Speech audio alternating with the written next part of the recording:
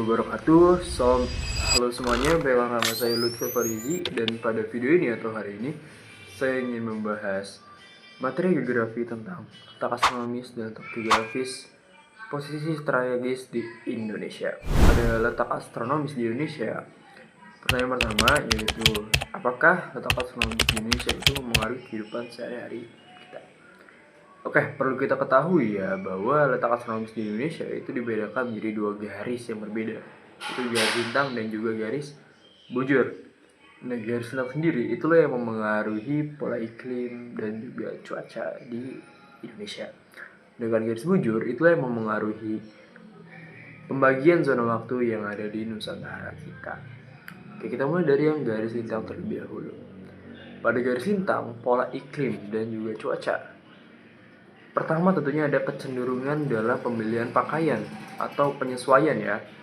Nah, kecenderungan inilah yang sekiranya bakal jadi faktor penentu nih, kira-kira kita bakal memilih pakaian yang tipis atau yang tebal tergantung cuaca atau iklim yang lagi terjadi gitu. Kedua, tentu arsitektur bangunan atau struktur bangunan ya itu bakal lebih menyesuaikan pola iklim dan juga cuacanya gitu, seperti mungkin ventilasi yang lebih terbuka atau sirkulasi udara yang lebih lancar.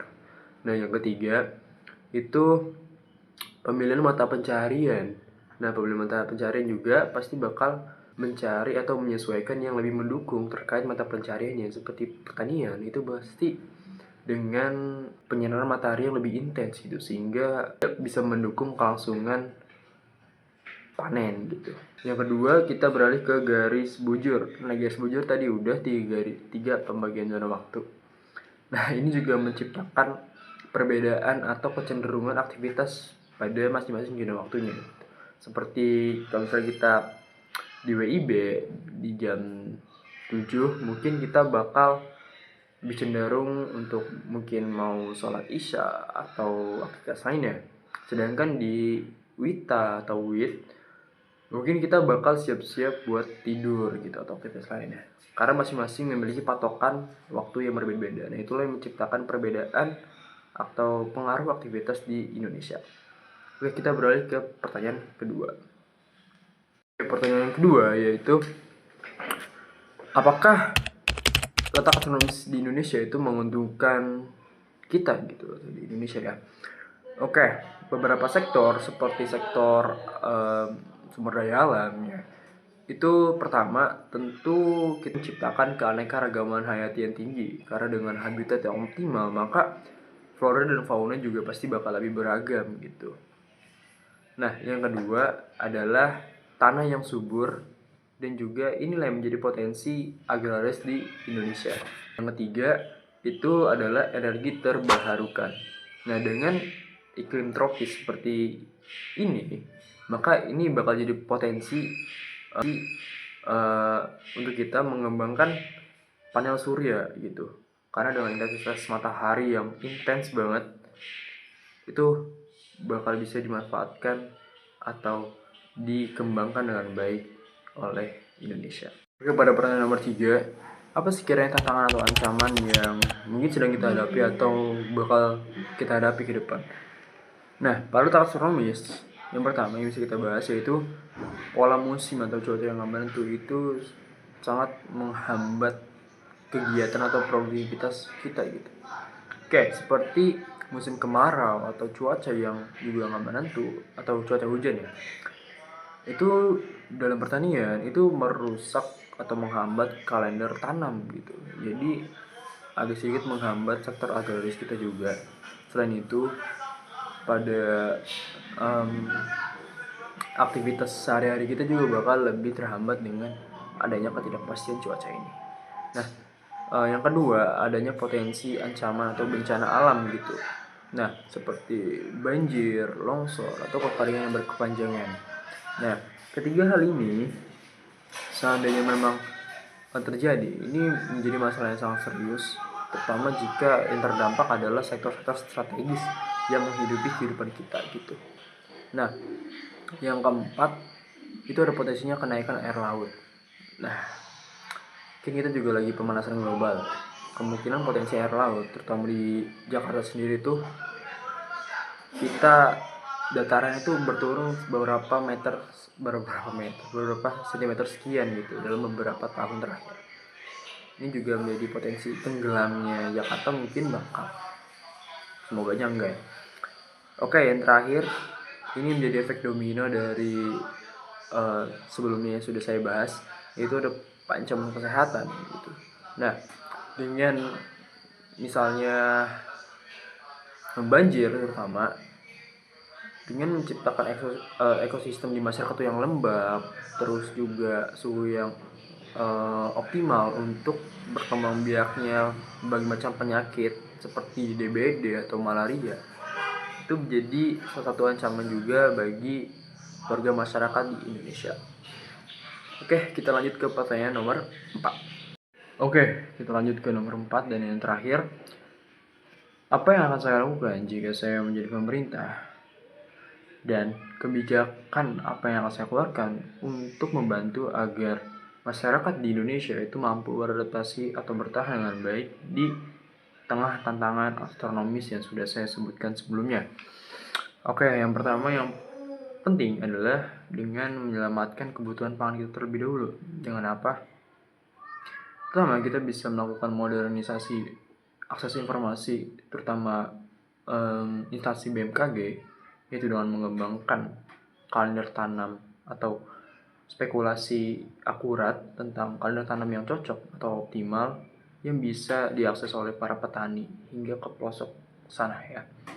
Dan yang kedua, dengan bioteknologi yang sudah berkembang sampai saat ini, memungkinkan atau berpotensi bagi kita untuk mencoba menemukan varietas benih padi yang sekiranya cocok atau resisten terhadap berbagai macam ancaman yang bisa merusak gitu. Nah, yang kedua itu dengan menanggulangi atau membangun infrastruktur yang membantu atau melindungi sebagai langkah pencegahan atau perlindungan terhadap sektor-sektor strategis gitu. Seperti misalnya membangun sistem drainase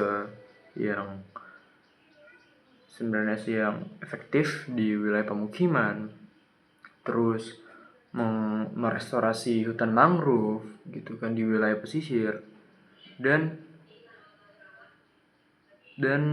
infrastruktur lainnya yang sekiranya mampu menanggulangi potensi bencana alam yang sudah saya sebutkan.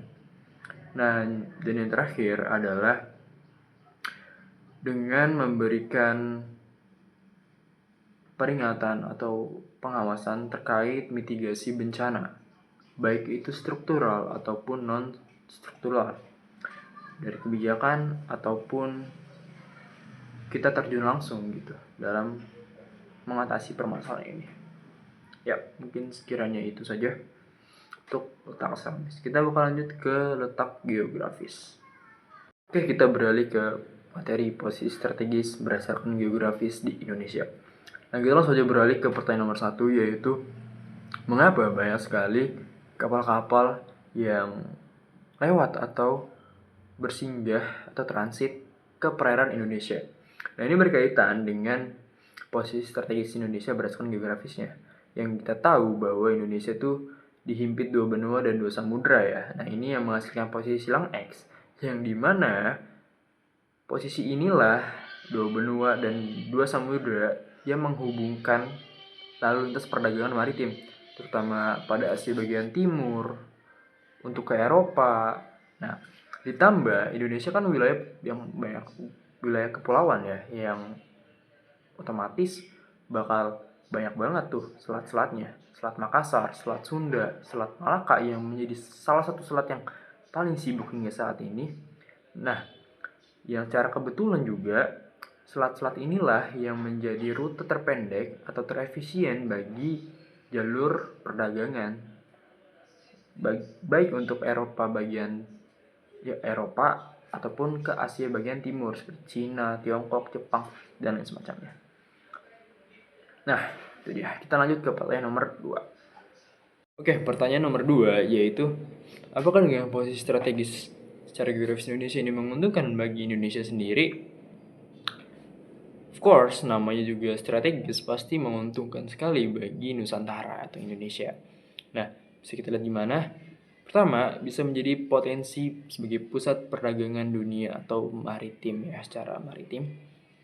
Nah, ini kalau misalnya kita gali potensinya ya, seperti kita pada pelabuhan-pelabuhan kita menyediakan fasilitas pengisian bahan bakar, perbekalan logistik, atau dan lain semacamnya, itu bisa menjadi salah satu modal selain dengan adanya devisa gitu bagi kapal-kapal yang berlabuh ke pelabuhan Indonesia. Nah, yang kedua tentu dengan kita sendiri yang sudah punya akses ya terhadap rute terpendek atau terefisien di jalur perdagangan global, ini menjadi salah satu keuntungan bagi kita sendiri gitu. Yang dimana akses ekspor dan impor pun mudah bagi kita, terutama dalam skala internasional.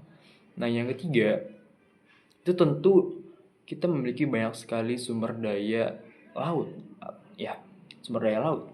Selain dari perikanan sendiri, kita juga bisa menggali potensi pertambangan di lepas pantai gitu. Tidak hanya sebatas di daratan. Nah, yang terakhir,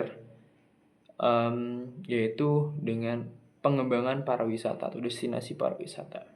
Ya dengan kita kan negeri kepulauan dan banyak sekali potensi-potensi pada daerah-daerah yang sekiranya bisa menjadi destinasi wisata selain dari Bali, Labuan Bajo, dan lain semacamnya gitu. Yang bisa menjadi magnet juga bagi orang-orang luar, dan itu bisa menjadi salah satu penghasil ekonomi yang penting bagi kita. Oke, kita lanjut ke pertanyaan nomor 3 atau yang terakhir. Oke, kita lanjut atau beralih ke pertanyaan terakhir atau pertanyaan nomor 3 tentang materi posisi strategis Indonesia berdasarkan geografisnya. Nah, pertanyaannya yaitu, apakah dengan posisi strategis berdasarkan geografis di Indonesia ini menimbulkan ancaman atau tantangan? Nah, dengan kata strategisnya aja ini sudah menambah resiko ancaman atau tantangannya gitu kan.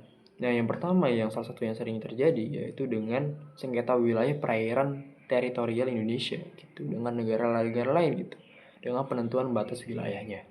Nah, yang kedua juga sering banget kita kecolongan kedapatan adanya pencurian ikan gitu, sumber daya alam laut ya, atau legal fishing.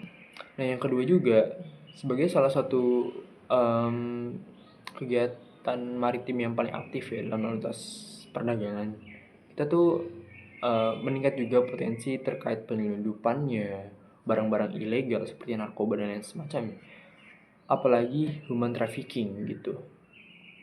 Nah, yang ketiga juga sebagai salah satu yang paling aktif juga kan tadi sudah saya sebutkan, ini juga menimbulkan pencemaran lingkungan ya, apalagi dalam ekspor oil dengan komoditas oil and gas gitu. Ini bisa merusak ekosistem perairan laut kita gitu kan kalau nggak ditanggulangi gitu. Dan yang terakhir itu kita tuh rentan banget yang namanya konflik geopolitik gitu. Jadi karena kita salah satu jalur yang paling aktif, jika misalnya ada konflik dalam geopolitik, maka pihak-pihak yang bersangkutan terutama dalam lalu lintas perdagangan itu akan menyeret kita juga di dalamnya. Nah, ini menjadi salah satu kerentanan yang perlu kita waspadi atau kita harapkan tuh nggak usah terjadi karena bakal berakibat juga ke kitanya. Nah, mungkin itu saja tentang materi atau beberapa atau jawaban dari pertanyaan-pertanyaan materi posisi letak astronomis ataupun geografis yang bisa saya jawab. Oke, terima kasih. Wassalamualaikum warahmatullahi wabarakatuh.